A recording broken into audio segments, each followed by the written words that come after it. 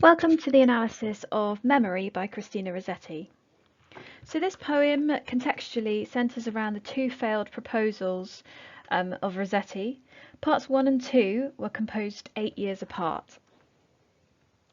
In terms of structure, part 1 represents the struggle between maintaining a balance between earthly love and heavenly devotion, and part 2 is where Rossetti, or the narrator, decides to bury the earthly love and move on towards a relationship with God. And this could be about her friendship blossoming with Charles Bagot Cayley in part 2, where she feels more positive about relationships. So, part 1. To begin with, we've got the idea that she nurses something while it lived.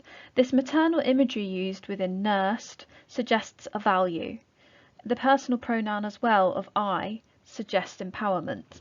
So you can see that the narrator seems like she is active in this poem. She is the person who's responsible for the decisions. The fact that the thing is referred to as it is impersonal and makes it seem quite secretive. We don't really know what the it is, and that's open to interpretation at this point. The fact that it's hidden, again, repeats this notion of it being shameful, and she's being quite secretive about it. Could link to certain things that weren't accepted within her religion or society itself. The idea of her being alone suggests that the thing she is hiding perhaps isolates her from society, or it's a lament about the fact that she doesn't have an earthly love, so she feels lonely.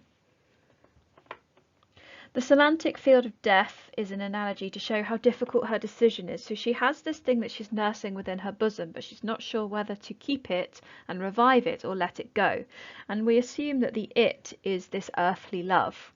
And this might be a reflection or a relation to her failed relationships. Moving on to the second stanza, the fact that again it's a personal pronoun suggests empowerment, and the fact that she shuts the door is quite a forceful verb and reinforces the difficulty of the decision perhaps. Either she has to shut it so she can't see it anymore because the temptation to go towards her earthly love is too much, so she almost has to hide it behind a door, or the shutting could suggest that she is moving on and could be an empowered verb. The naked truth could symbolize a relationship to God, the idea that God sees everything about a person and she can't hide herself from God. It could also be a reference to the meaning of life. So is the meaning of life a relationship with God, or is it an earthly love? And this is the decision that this poem focuses on. Again, she talks about standing alone or being lonely, and this perhaps links to the idea that choosing a relationship with God over an earthly love can be quite lonely. So it is a difficult decision and it involves sacrifice. Again, alone is repeated, and it's repeated across stanzas, and it emphasizes this idea of her being quite melancholy and quite sad, and the fact that she doesn't have anybody to turn to. There are feelings of self-pity evoked through the archaic word ruth, which basically means feelings of self-pity. But she refuses to be self-indulgent. She's quite stoic, and she takes on this martyr role, as a lot of her Christian type characters do in her poetry. The first and last could be representative of Alpha and Omega, so the first and last letters of the Greek alphabet. And Christians believe this shows God is eternal, and it returns the focus of her love to God and to faith. When it talks about her weighing the balances and thinking about what she needs to do, it represents the fact that this is a difficult decision that hasn't been made lightly. And the idea that this was unbalanced, and also that the decision was almost predestined. So nothing could shake the balance because it was obvious what her choice was going to be. The caesura here with the colon implies a consequence that doesn't come.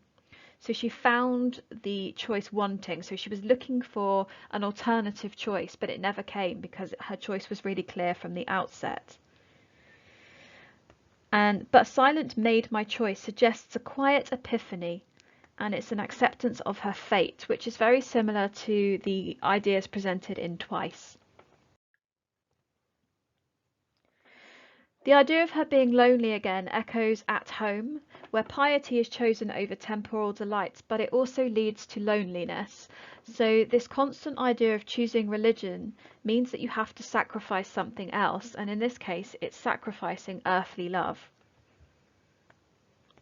The chiasmus here emphasizes the righteousness with the repetition of the same verb but slightly different. The anaphora of none know the choice I made is an additional device used to emphasize how difficult this choice is and how quietly she made the choice. She's not singing it from the rooftop, she just makes it quietly, which perhaps is even braver and more courageous because she's not telling people what she's doing. She's just accepting that that is the outcome. The assonance of breaking and braced shows a relationship between these two verbs. So she breaks something, but by doing that she supports something else. So it's again this repeated idea of having to sacrifice your earthly love to have a relationship with God.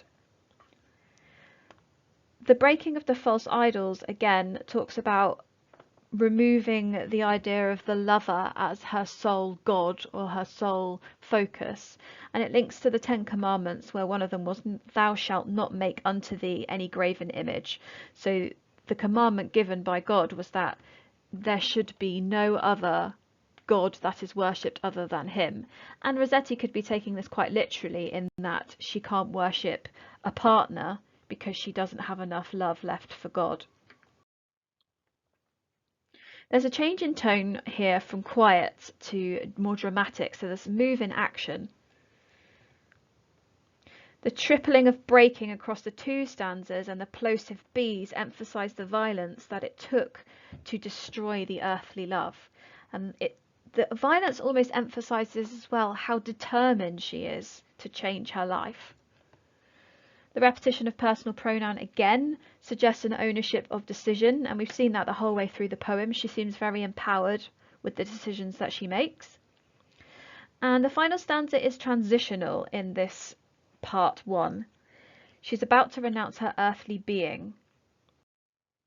So moving on to the second stanza, remember this was composed 8 years apart, and it's written in the present tense, and it's much more positive. So this could suggest a rebirth.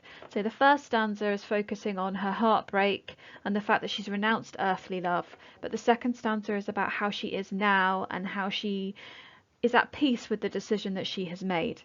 It's quite similar to Birthday in that respect, with the idea of being reborn. So she talks about the room that she has for herself, which could be a metaphorical space, in that she's created her own world where she can be who she wants to be, away from societal expectations. And then the idea of the memory being personified suggests that this could sustain her in the present. So even though she's given up earthly love, the memory of it is something that she still needs to keep her going. And by putting it on a throne, it suggests how important this memory is to her. There's a less predictable meter in this part as opposed to the first part, which suggests that there's hope perhaps because we don't know what's going to happen, or it could be a new beginning, so things aren't as clear as they were before, but it's an exciting chapter for her. The pathetic fallacy of winter presents Earth as winter, similar to the world, where the Earth was full of temporal delights, and that was something that should be renounced in favour of heaven and faith. She's anxious for the time to pass, so it's almost as if she's anxious to die so that she can go and live her eternal life in heaven.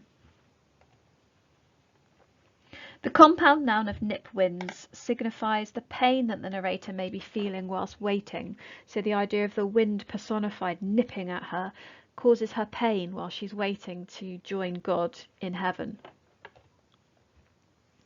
The juxtaposition of the bloodless lily and the blooming shows the dichotomy of wanting to die to be reborn. So it's the idea of the lily being beautiful and something that symbolises purity, but also the idea that it represents death. So perhaps the symbolizing there is that she needs to die in order to become reborn and become pure again. And the lavish summer could have many interpretations. It could be symbolic of heaven, it could be symbolic of sex, it could be symbolic of being in her prime. It depends how you read this poem. The forcing entrance that she talks about here could be about people trying to emotionally or physically rape her, so trying to get into her mindset and change who she is once she has decided that she's going to follow this righteous path. And this could be compared with Goblin Market. So she's prepared for the abuse that she's about to suffer, and this could link to societal expectations of women being vessels for men. The repetition of concealment from stanzas 1 and 2 is shown in the idea of it being buried. So she references the fact that everything that she spoke about in part 1 hasn't gone, it's just been buried. And this idea of repression is something we see in quite a lot of Rossetti's poems. And the idea of it not being dead links to Jesus' resurrection. So perhaps she's saying that this earthly love that I have stuffed down can be released when I'm in heaven with Jesus, or perhaps in the future when I'm ready, or I meet someone who shares the same values as me, which is part of the reason why her relationships broke down, because she couldn't find peace between her religious values and the demands of being a wife. There's an implied closure here and a suppression of memory, the idea of her not bowing her head or bending her knee for her lover. And that could be a feminist statement, the idea that she has relinquished societal expectations of women in favour of being a devout Christian. And the semicolon at the end implies closure again, and a suppression of memory, so very similar to the other one. So she moves on to autumn. We've looked at winter, we've looked at summer, and now this could suggest that she is much older.